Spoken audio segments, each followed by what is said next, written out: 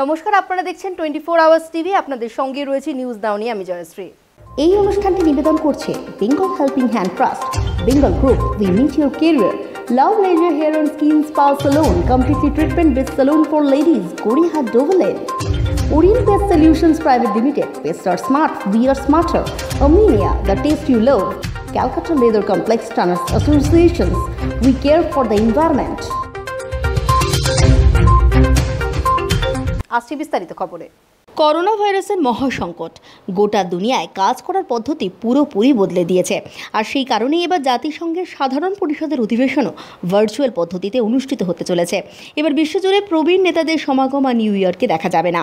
জাতিসংঘ দ্বারা প্রকাশিত বক্তাদের তালিকা অনুসারে প্রধানমন্ত্রী নরেন্দ্র মোদী 26শে সেপ্টেম্বর ভাষণ দেবেন। এই দিনটিতে প্রধানমন্ত্রী নরেন্দ্র মোদীর ভাষণ দিয়ে বক্তৃতা শুরু হবে। ভারত চীনের মধ্যে চলা সীমান্ত বিরোধী বিবাদের মধ্যে প্রতিরক্ষা মন্ত্রী রাজনাথ সিং 3 দিনের রাশিয়া সফরে মস্কোর উদ্দেশ্যে রওনা হয়েছেন। তিনি তার এই সফরে সাংহাই সহযোগিতা সংস্থার বা এসসিওর প্রতিরক্ষা মন্ত্রীদের সঙ্গে বৈঠকে যোগ দেবেন। বুধবার রাজনাথ সিং নিজেই একথা টুইট করে জানিয়েছেন। ফের লাদাখের প্যাঙ্গন লেকের দক্ষিণ প্রান্ত দিয়ে সীমান্তে অনুপ্রবেশের চেষ্টা করেছিল চীনা সেনা। এবারে ভারতীয় সেনা জওয়ানরা তাদের অসৎ উদ্দেশ্য বানচাল করে দিয়েছে। 20 আগস্ট থেকে ভারতীয় সেনার কাছে ইন্টেলিজেন্স ইনপুট ছিল যে প্যাঙ্গনের দক্ষিণ প্রান্তে একটি পাহাড়ে কবজা করতে চাইছে চীনা সেনা। অনেকদিন আগে থেকেই ওই এলাকায় ভারতীয় সেনা কড়া নজর রেখেছে। চীনা সেনার অনুপ্রবেশের চেষ্টা রুখে দিতে পারলেও ভারতীয় সেনা এক জওয়ান শহীদ হয়েছেন বলে জানাচ্ছে আন্তর্জাতিক সংবাদ মাধ্যম। সূত্রের খবর, আরও এক জওয়ান গুরুতর আহত হয়েছেন।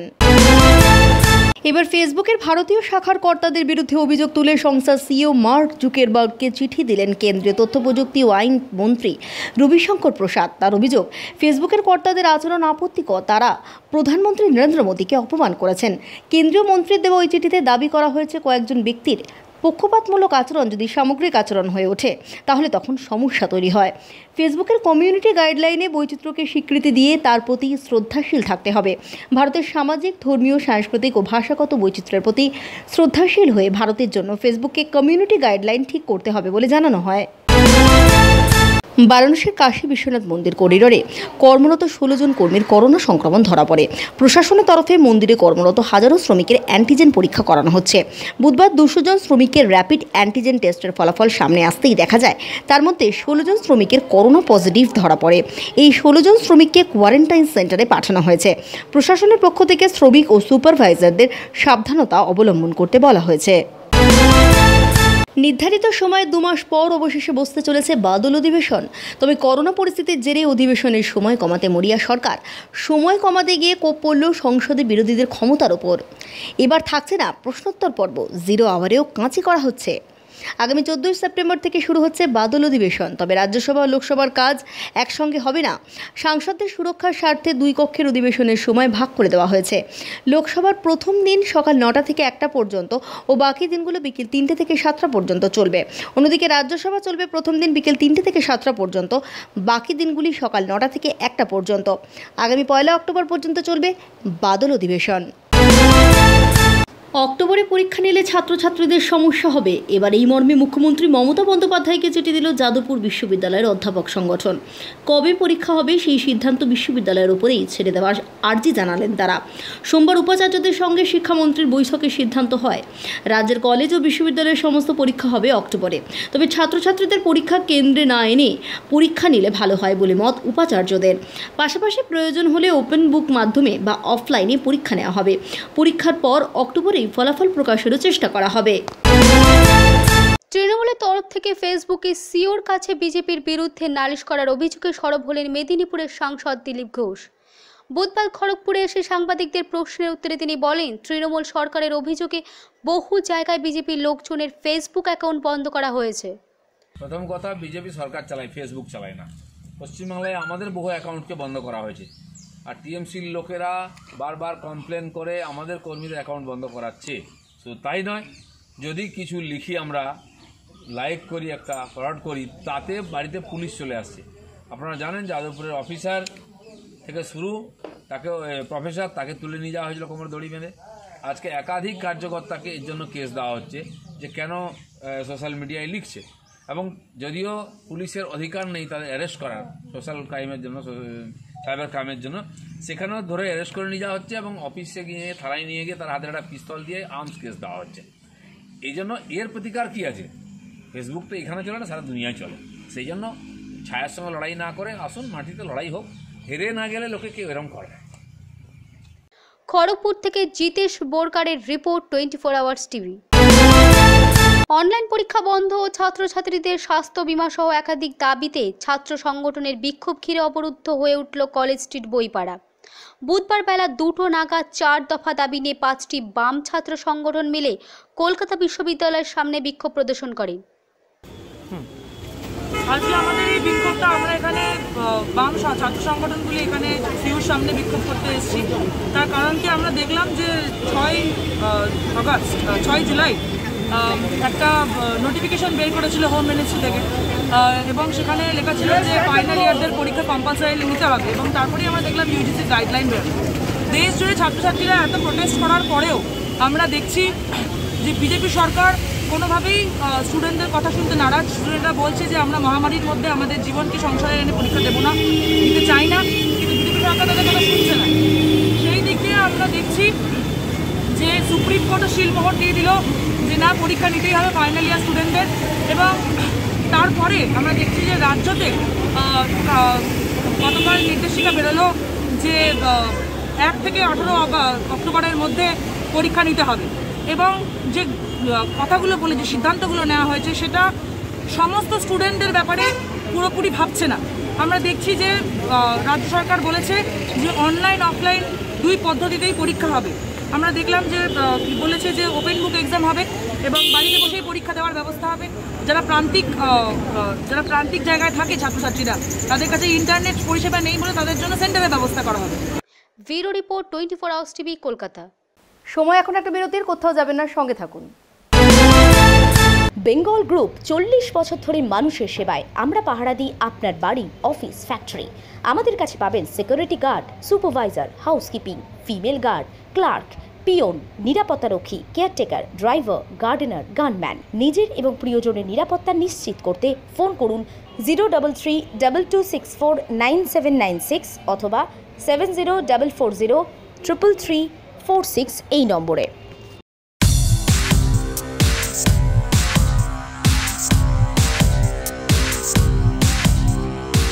One of the leading hubs of manufacturing leather and finished goods in the world is Calcutta Leather Complex. Calcutta Leather Complex is Asia's largest leather complex. Look no further. Come to Calcutta Leather Complex.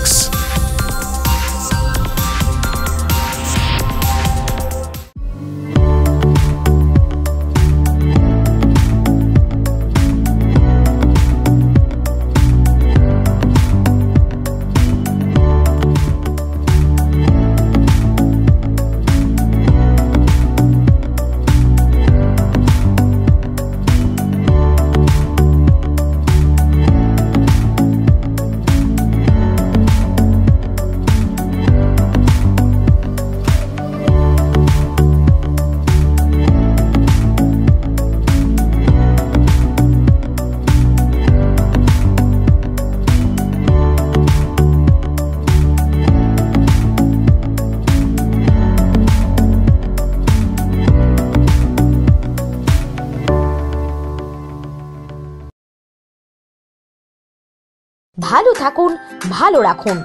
আপনার শরীরের পরিচর্যায় আসতে চলেছে ভালো থাকুন, ভালো রাখুন।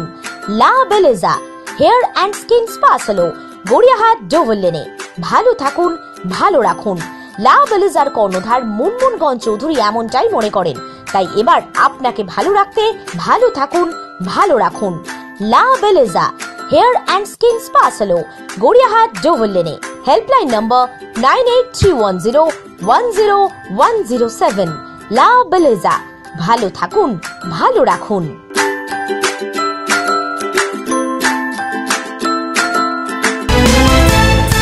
ফিরে এলাম বিরতির পর। আসবো পরবর্তী খবরে। বিজেপি ছেড়ে তৃণমূলে যোগদান 12টি পরিবার, মোট 50 জন। আসানসোল তৃণমূল ভবনে তৃণমূল জেলার সভাপতির হাত ধরে দুর্গাপুরের 31 নম্বর ওয়ার্ড এলাকায় বিজেপির সমর্থক 12টি পরিবারের মোট 50 জন যোগদান করেন। জেলার সভাপতি জিতেন্দ্র তিওয়ারির হাতে দলীয় পতাকা ধরিয়ে তৃণমূল স্বাগত জানায়। মমতা বন্দ্যোপাধ্যায় উন্নয়নের ধারা দেখেই এই যোগদান। এই যোগদান পর্ব অনুষ্ঠানে উপস্থিত ছিলেন জেলার প্রেসিডেন্ট জিতেন্দ্র তিওয়ারি, দুর্গাপুরের mayor Dilip Agasti, chairman Amarnath Chatterjee, MMI Abhijit ঘটক সহ দুর্গাপুরের কিছু কাউন্সিলর। আসানসোল থেকে সৌমিত্র গাঙ্গুলির রিপোর্ট, 24 আওয়ার্স টিভি। বেলঘরিয়ার একটি আবাসনের বাসিন্দা বছর 20 রক্ষিত মিত্তল মঙ্গলবার সকালে পুজো দেওয়ার উদ্দেশ্যে বাড়ির স্কুটি নিয়ে আলমবাজারের শ্যাম মন্দিরে যায়। দীর্ঘক্ষণ বাড়ি না ফেরায় বাড়ির লোকজন বিভিন্ন জায়গায় খোঁজাখুঁজি শুরু করে, তবে কোনো খোঁজ না পেয়ে পরিবারের পক্ষ থেকে বেলঘরিয়া থানায় নিখোঁজ ডায়েরি দেওয়া হয়।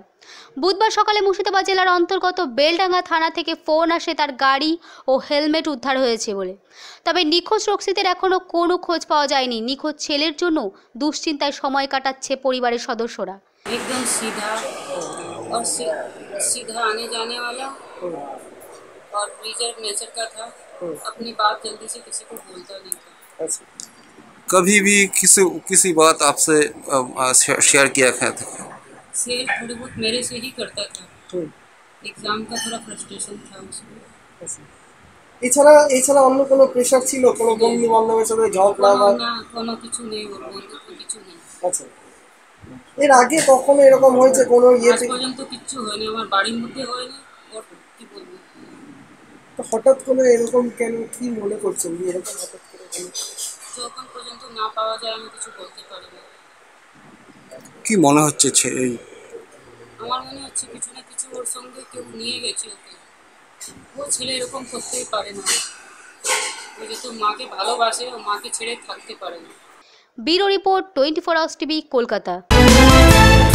গত দুদিন আগে আসানসোলের উত্তর থানার অন্তর্গত রেল পারকের রোডে আইএনটিটিউসির অটো ইউনিয়নের কার্যালয়ে কিছু দুষ্কৃতীর হামলা চালায়। এর ফলে কার্যালয় ভাঙচুর সহ বেশ কিছু অটো চালক জখম হয়, কিন্তু দুদিন পেরিয়ে গেলেও দুষ্কৃতীদের ধরা হয়নি। এরই প্রতিবাদে আইএনটিটিউসির পক্ষ থেকে মহকুমা শাসক দেবজিৎ গাঙ্গুলির কাছে এক স্মারকলিপি জমা দেওয়া হয় অটো ও টোটো ইউনিয়নের নেতা রাজু ওয়ালিয়ার নেতৃত্বে। जबकि ये कम से कम 40-45 सालों से ही जो ओके रोड ऑटो स्टैंड है लोगों की सेवा करते हुए आया है, और इनका सिर्फ ये ऑटो चालक ही नहीं, समाज सेवा के साथ भी ये लोग युक्त हैं।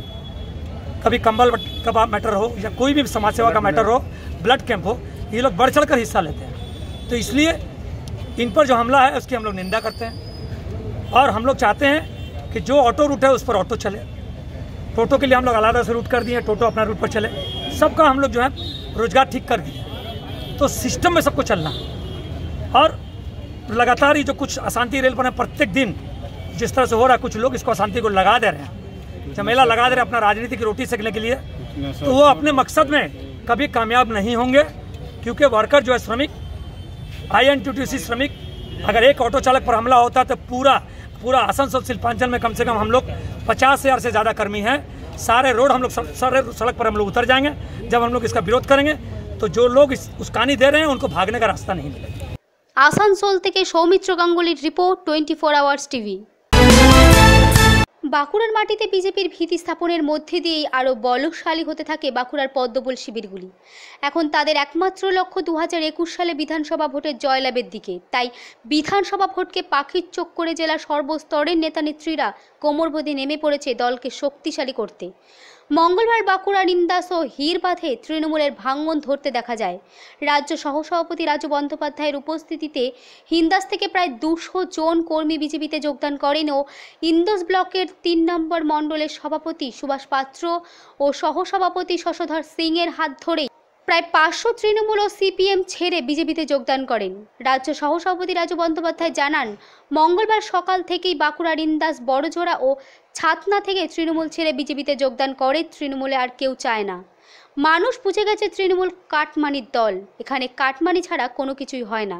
তাই তিনি বাঁকুড়ার মাটি থেকে তৃণমূলকে নিশ্চিহ্ন করার হুঁশিয়ারি দেন। এছাড়াও এই সভায় উপস্থিত ছিলেন ইন্দুপুর বাঁকুড়া জেলার বিজেপির সহসভাপতি স্বপন মুখার্জি, সাধারণ সম্পাদক প্রসেনজিৎ চ্যাটার্জি, মণ্ডল 3-এর সভাপতি সুভাষ পাত্র, সহসভাপতি শশধর সিংহ, সাধারণ সম্পাদক পার্থ পাল, যুব সভাপতি কুন্তল ঘোষাল, যুব সভাপতি রঘুনাথ গোস্বামী, জেলা কার্যকর্তা দেবাশিস লয়েক, এছাড়াও আরও অন্যান্যরা। এছাড়া তো কখন এসছে আমার জানা নেই, আমি তো প্রকাশ্যে থাকতেই ভালোবাসি, তাই কারণ নয় আমি বাঁকুড়া জেলায় তৃণমূলকে নিশ্চিহ্ন করব, পুরো সাফা করে দেবো। আর এই পণ করেছিলাম পঞ্চায়েত নির্বাচন থেকে, শুধু বাংলার বুক থেকে আমরা তৃণমূলকে নিশ্চিহ্ন করব। বুঝতে পারছি আমরা যে লক্ষ্যে নিয়েছি সেই লক্ষ্যের দিকে আমরা এগিয়ে চলছি। আগামী দিন বিজেপির দিন, তৃণমূল কংগ্রেস বলে কোনো দল আর পশ্চিমবাংলায় থাকছে না। একদিকে হচ্ছে দুর্নীতি, যেভাবে তৃণমূলের মমতা ব্যানার্জির ভাইয়েরা যেভাবে লুটপাট চালাচ্ছে, একদিকে লুটপাট, একদিকে গণতন্ত্রকে হত্যা করছে, মা বোনদের ইজ্জত নেই, কর্মসংস্থান নেই, পশ্চিমবঙ্গে উন্নয়ন নেই। আর যে টাকাটুকু নরেন্দ্র মোদী দিচ্ছে গরিবদের উন্নয়নের জন্য, সাধারণ মানুষের উন্নয়নের জন্য, পুরো টাকাটাই তৃণমূলের নেতারা লুটপাট করে খেয়ে নিচ্ছে। যে তৃণমূলের অত্যাচার পাড়ায় পাড়ায় দুর্যোধন হয়ে গেছে, তাদেরকে শাসন করছেন না মুখ্যমন্ত্রী মমতা ব্যানার্জি। আর তাই বাংলার মানুষ অতিষ্ঠ হয়ে গেছে, আর তাই তারা ভারতীয় জনতা পার্টিতে যোগদান করছে। তারা সোনার বাংলা দেখতে চাইছে। বাঁকুড়া থেকে অতনু রায়ের রিপোর্ট, 24 আওয়ার্স টিভি। আসানসোলে সালানপুর গ্রাম পঞ্চায়েতের পক্ষ থেকে কমিউনিটি হলের ভিত্তি স্থাপন করা হয়। সেখানে ফিতে কেটে নারকেল ফাটিয়ে উদ্বোধন করেন সালানপুর বারাবণীর বিধায়ক বিধান উপাধ্যায়। এছাড়া উপস্থিত ছিলেন জেলা পরিষদের কর্মাধ্যক্ষ মোহাম্মদ আরমান ও সালানপুর ব্লক তৃণমূলের সাধারণ সম্পাদক ভোলা সিং। এছাড়াও সালানপুর গ্রাম পঞ্চায়েতের প্রধান দীপিকা বাউরি সহ আরও অনেকেই। এই দিন বিধায়ক বিধান উপাধ্যায় বলেন, সালানপুর গ্রামের মানুষদের দাবি ছিল কমিউনিটি হলের, তাই গ্রাম পঞ্চায়েতের পক্ষ থেকে আনুমানিক 10 লক্ষ টাকা কমিউনিটি হল তৈরি করা হয়। শবনপুর গ্রামের মানুষের চাহিদা ছিল এখানে একটা কমিউনিটি হল, তো সে কারণে মাননীয় মুখ্যমন্ত্রীর নির্দেশে অনুপ্রেরণায় সালানপুর গ্রাম পঞ্চায়েতের পক্ষ থেকে এখানে প্রায় আনুমানিক 10-11 লক্ষ টাকা ব্যয়ে এখানে একটা কমিউনিটি হলের আজকে ভিত্তিপ্রস্তর স্থাপন হলো। এই লকডাউনের ফলে এই কাজগুলো একটু লেট হয়ে গেছে এবং বিভিন্ন ধরনের ডেভেলপমেন্ট কাজ বন্ধ হয়ে পড়ে আছে প্রায়, তো এই কাজগুলোকে আবার শুরু করার জন্য আমরা। আসানসোল থেকে সৌমিত্র গাঙ্গুলির report, 24 hours TV. Asansol engineering কলেজের পক্ষ থেকে কলেজের ছাত্রছাত্রীদের জন্য শুরু হলো ভ্রাম্যমাণ লাইব্রেরি। অর্থাৎ লকডাউন ও করোনার আবহে ইঞ্জিনিয়ারিং কলেজের ছাত্রছাত্রীদের পড়াশোনাতে যাতে অসুবিধে না হয়, তাই এই বাসে করে বই নিয়ে আসানসোলের বিভিন্ন জায়গায় ঘুরে ঘুরে বই দেওয়া ও নেওয়ার ব্যবস্থা করা হয়েছে। কলেজ সূত্রে জানা গেছে, ছাত্রছাত্রীদের সাথে সামাজিক মাধ্যম ও মেল মারফত যোগাযোগ করে সময় ও স্থান জানিয়ে দেওয়া হচ্ছে। সেই এলাকায় ছাত্রছাত্রীরা এসে সেই স্থান থেকেই বই সংগ্রহ করছে, আবার কেউ কেউ বই ফেরত দিয়ে অন্য বই নিয়ে যাচ্ছে। এরকমভাবেই আসানসোলের চিত্রামোড়, গোপালপুর সহ 5টি জায়গায় বই দেওয়া ও জমা নেওয়ার কাজ চলছে। এতে করোনা আবহে ছাত্রছাত্রীদের পড়াশোনা চালিয়ে যেতে সুবিধা হবে। স্টাফ রয়েছেন, তারা খুবই চেষ্টা করছেন, লাইব্রেরি কোঅর্ডিনেটর এবং অন্যান্য যারা আছেন আশেপাশের সমস্ত এরিয়া, আসানসোল, দুর্গাপুর, রানীগঞ্জ, অন্ডাল, কুলটি এবং ধানবাদ বিভিন্ন জায়গায় মোবাইল লাইব্রেরি সার্ভিস দেওয়া হচ্ছে। স্টুডেন্টদের গিয়ে যেরকম ওদের বই পাওয়ার কথা সেরকম ওরা এই নেক্সট সেমেস্টারে কি বই লাগবে সেটা তাদেরকে তাদের ডিমান্ড অনুযায়ী তুলে দেওয়া হচ্ছে। लाइब्रेरियन को, सबको, लाइब्रेरी स्टाफ को फ़ोन करके बोल रहे हैं। हमको भी फ़ोन आया बधाई देने के लिए कि बहुत ही अच्छा काम हुआ है, बच्चे लोग बेनिफिट हो रहा है, ताकि पेंडेमिक में कॉलेज बंद है, स्टूडेंट लोग के लिए टीचर लोग सब आ रहे हैं, लेकिन सभी काम कर रहे हैं। बच्चे का भविष्य के लिए हम लोग सभी डिवोटेड है। আসানসোল থেকে সৌমিত্র গাঙ্গুলির রিপোর্ট, 24 আওয়ার্স টিভি। করোনা আবহের মধ্যেই বুধবার সকালবেলা মধ্য কলকাতার অতি পরিচিত মোহাম্মদ আলী পার্কে দুর্গাপুজো অনুষ্ঠিত হলো। এবছর 52তম বছরে পদার্পণ করল মোহাম্মদ আলী পার্ক দুর্গাপুজো। গত বছরে পার্কে জমিতে থাকা ভূগর্ভস্থ ট্যাঙ্ক ভেঙে যাওয়ার ফলে মোহাম্মদ আলী পার্কের পুজো স্থানান্তরিত হয় ফায়ার ব্রিগেডের ভেতরে থাকা একটি জায়গায়। আর এবছরও পার্কে জায়গা না পেয়ে পুজো হবে সেই ফায়ার ব্রিগেডের জমিতেই। বুধবার খুঁটি পুজোর পূর্ণ লগ্নে হাজির ছিল কলকাতা পৌরসভার কোঅর্ডিনেটর রেহানা খাতুন, পার্শ্ববর্তী ওয়ার্ডের কোঅর্ডিনেটর সঞ্জয় বক্সি ও বিধায়ক স্মিতা বক্সি সহ পুজো কমিটির অন্যান্য সদস্যরা। কমিটির তরফে জানা গেল, করোনা পরিস্থিতির জন্য এবছরে পুজো সরকারি নিয়ম মেনেই সামাজিক দূরত্ব লাগু করা হয়েছে। এর প্রকোপেও মানে দূরে রেখে আমাদেরকে দুর্গাপূজা করতেই হবে। এটা একটা বাঙালির বড় উৎসব, বছরে একটা। এবারে দুর্গাপূজা আমরা দেখছি মহালয়ের পরে 8 দিনের মাথায় হবে না, আরও 1 মাস পরে, যেহেতু মল মাস। আর এই মানে আমাদের মোহাম্মদ আলী পার্কের দুর্গাপুজো 52 বছর এবারে। অন্যান্য বারের মতো এবারেও পুজো হবে, কিন্তু ছোট করে। আমরা গত বছর থেকেই এই পুজোটার যে অসুবিধা ফিল করেছি, যে মোহাম্মদ আলী পার্কের নিচের জলাধার ভেঙে যাওয়ার জন্য আমাদের মহানাগরিক এবং দমকল মন্ত্রী সুজিত বোসের সহযোগিতায় আমরা দমকলের যে জায়গা এখানে করতে পেরেছি। আগে আমরা চিন্তা করছিলাম যে আমরা পুজোটা করতে পারবো কি পারবো না, ঘট পুজো করতে হবে, কিন্তু অনন্ত আমাদের লাস্টে আমাদের পশ্চিমবঙ্গের সরকার মাননীয় মেয়র ফিরাদ এবং কেএনসিজি আমাদের একটা পারমিশন করে দিয়েছে। ফায়ার ব্রিগেডটা আমরা পেয়েছি, আমরা এখানে পুজোটা করছি।